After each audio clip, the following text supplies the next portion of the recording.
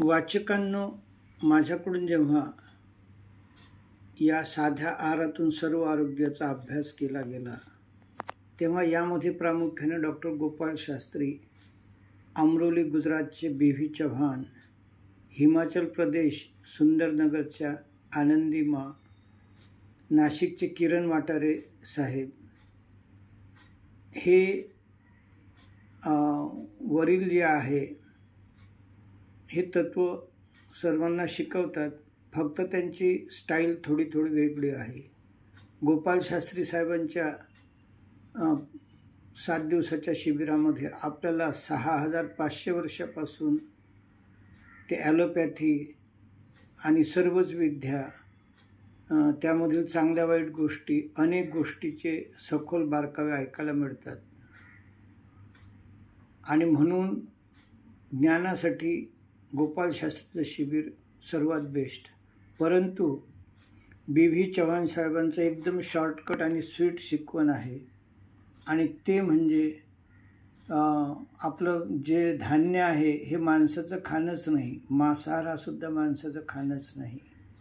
मग माणसाचे खाणं काय आहे तर उपवास, पत्ते, पानं, फुलं, फळं, पाणी, ध्यान, अशा प्रकारचे 8 त्यांनी हे दिलेले आहेत.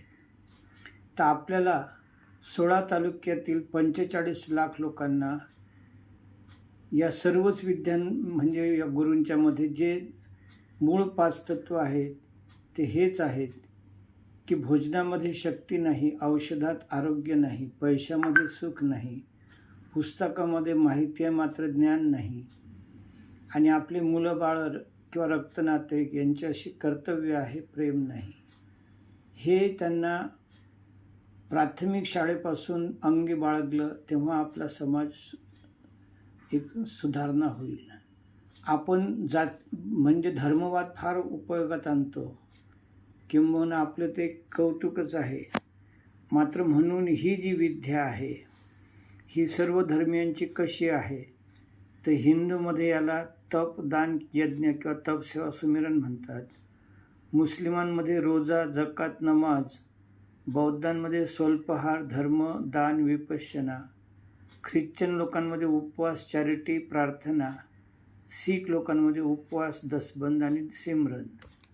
तर ही तत्त्व आपल्याला या 45 लाख लोकांना व्यवस्थित सांगावे लागतील, म्हणजे ते निरोगी राहण्यास मदत होईल.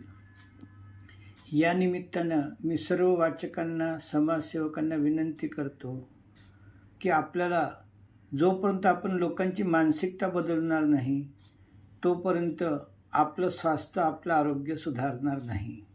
आणि म्हणून मी ह्या वेगवेगळ्या 30-40 क्लिप बनवत आहोत, जेणेकरून 16 तालुक्यातील सामान्य व्यक्तीला सहज 2 तासामध्ये समजेल व त्याची मानसिकता कशी बदलेल या हेतूनं या 40 क्लिपमधून एक 2 तासाचं भाषण तयार करायचं आहे. आणि त्याला सर्व बेसिक मटेरियल आहे. पॉईंट हेच आहे ते कशा रीतीनं मांडायचे म्हणजे सामान्य माणसाला समजेल, तो या ठिकाणी अभ्यास होणं आवश्यक आहे.